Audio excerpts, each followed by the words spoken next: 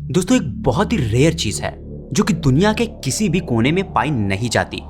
ये पाई जाती है तो सिर्फ और सिर्फ नेपाल में, और इसीलिए इसको मैं कहता हूं यह है एक OMG नेपाल चीज। साइंटिफिक तौर पर इसे लाखों सालों की देन कहा जाता है, साथ ही साथ धार्मिक तौर पर इसे बहुत मान्यताएं भी हैं, और कहा तो ये जाता है कि ये जिसको मिली उसके भाग्य खुल गए। तो आखिर ये चीज है क्या जो नेपाल में मिलती है, और जिसका साइंटिफिक और रिलीजियस मतलब क्या है?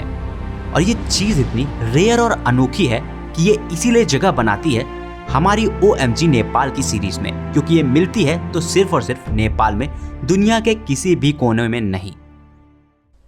नमस्कार, NI न्यूज के OMG नेपाल के एक नए एपिसोड में आप सभी का स्वागत है, जहां आपको मिलती है OMG फैक्ट बेस्ड कुछ इंफॉर्मेशन। और आज के OMG फैक्ट में हम बात करेंगे बहुत ही रेयर यानी कि दुर्लभ, साथ ही साथ हाईली वैल्यूएबल यानी कि कीमती उस एमोनॉइड की, यानी कि एक जीवाश्म की, जो कि मिलता है सिर्फ और सिर्फ दुनिया में नेपाल में। दोस्तों, कुछ लोग इसे सिर्फ एक पत्थर मानते हैं, लेकिन साइंटिफिक तौर पर यह कुछ और ही है, जो कि एक पत्थर से काफी हटके है, और ये काफी ज्यादा रेयर है साइंटिफिक तौर पर भी, अगर एक रियल सेलीग्राम आपको मिलता है। और इसी पर हम बात करेंगे कि साइंटिफिक तौर पर यह है क्या, साथ ही साथ ये रेयर क्यों है। साथ ही ये भी बात करेंगे कि ये पूरी दुनिया में सिर्फ नेपाल में ही क्यों पाया जाता है और कहां पर पाया जाता है, इसके पीछे की क्या वजह है। साथ ही हम बात करेंगे इसके धार्मिक आधार पर भी, यानी कि रिलीजियस फैक्ट पर भी, क्योंकि इसका जिक्र कई वेदों और पुराणों में किया गया है।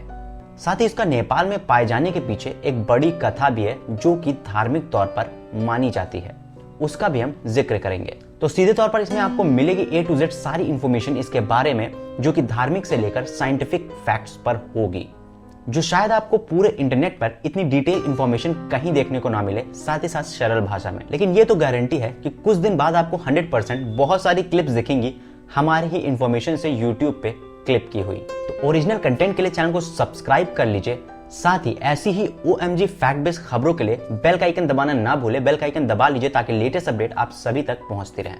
तो चलिए बात करते हैं डिटेल में इस रिपोर्ट पर। तो दोस्तों, सबसे पहले जानते हैं कि क्या होता है सेलीग्राम साइंटिफिक तौर पर, साथ ही ये नेपाल में ही सिर्फ क्यों मिलता है और इसके क्या फीचर्स हैं।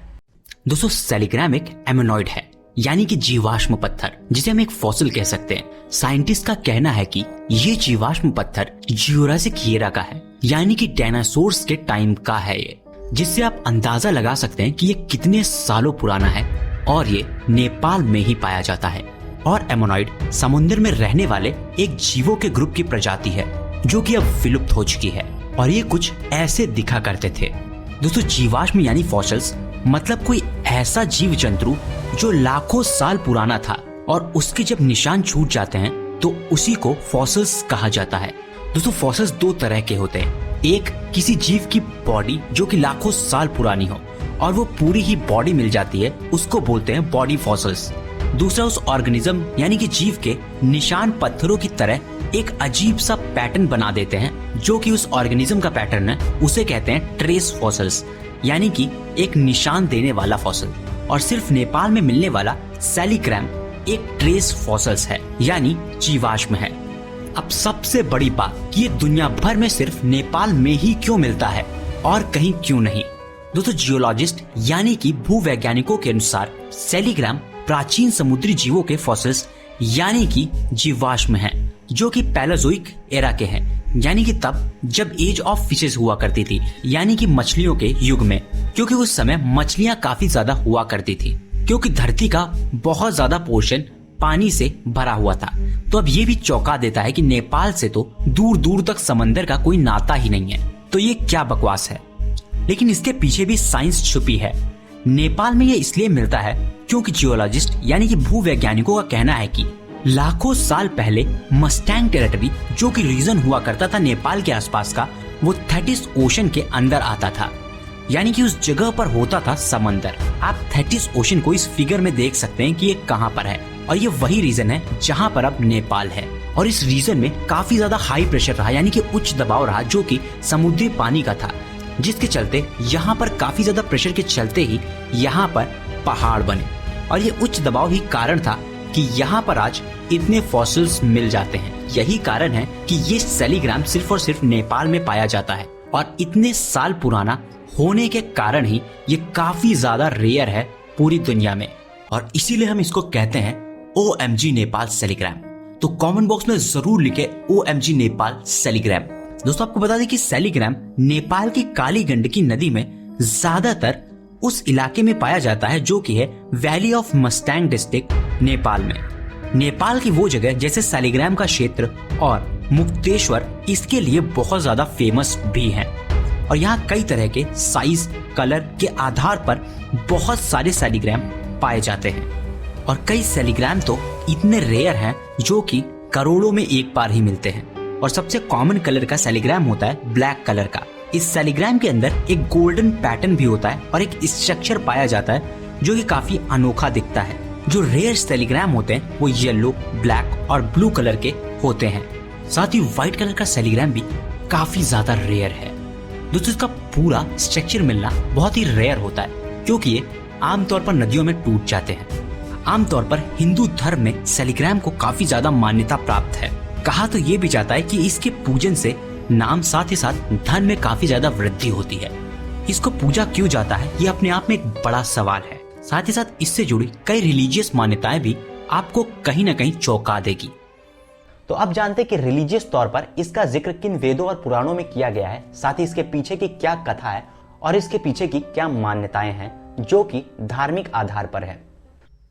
दोस्तों सैलिग्राम जो कि नेपाल की गंडकी नदी में पाया जाता है उसे धार्मिक तौर पर भगवान विष्णु का रूप माना जाता है, और पुराने समय में मूर्ति की जगह सैलिग्राम को ही पूजा जाता था।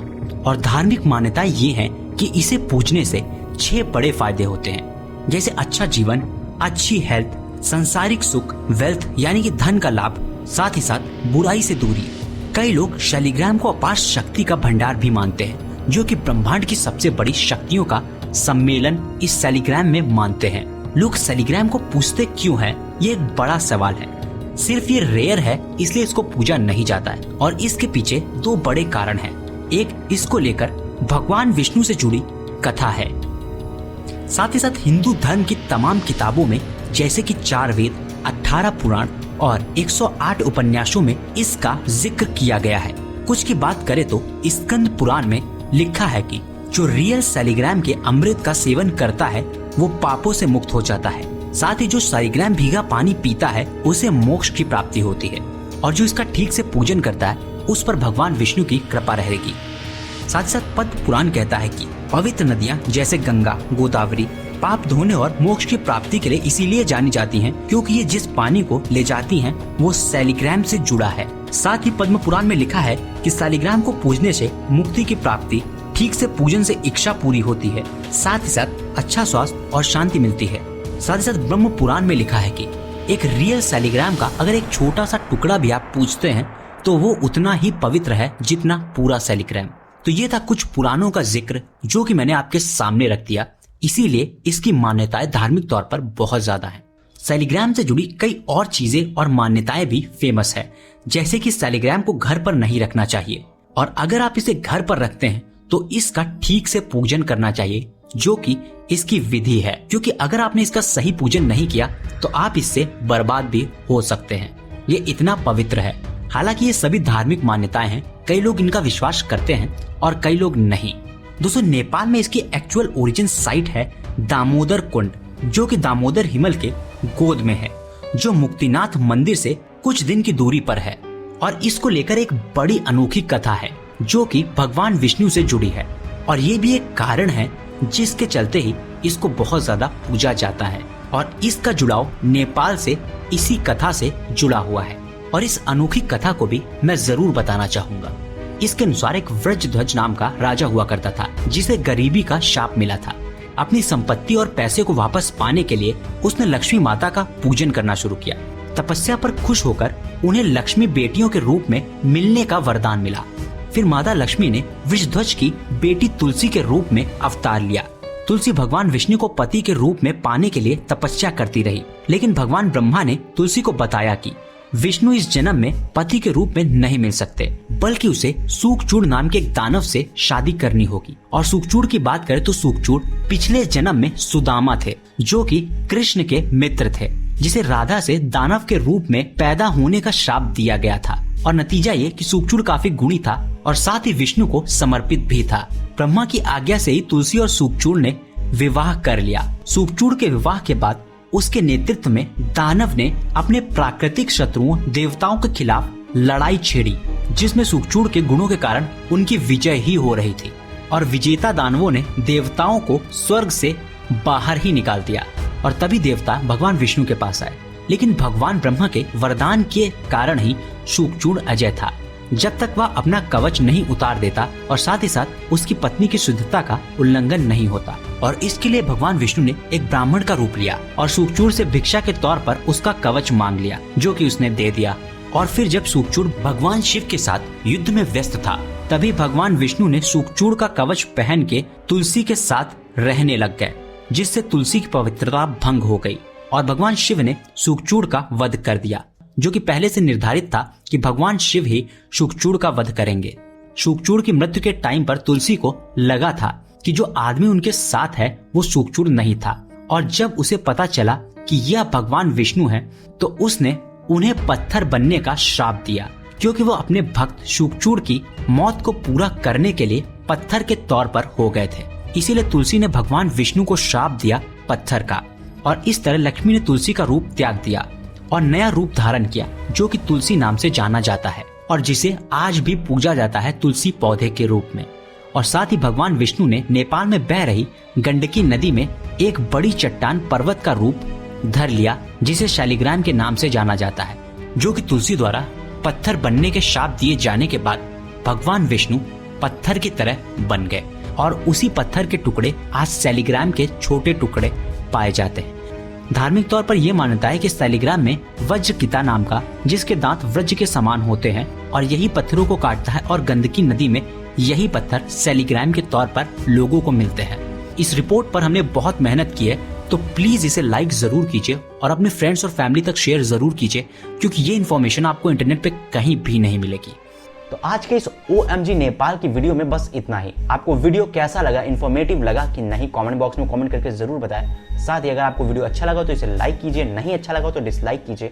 साथ ही कमेंट करना ना भूलें, कमेंट करके बताएं कि वीडियो कैसा लगा और आपकी क्या है इस पर राय। धन्यवाद। NI news.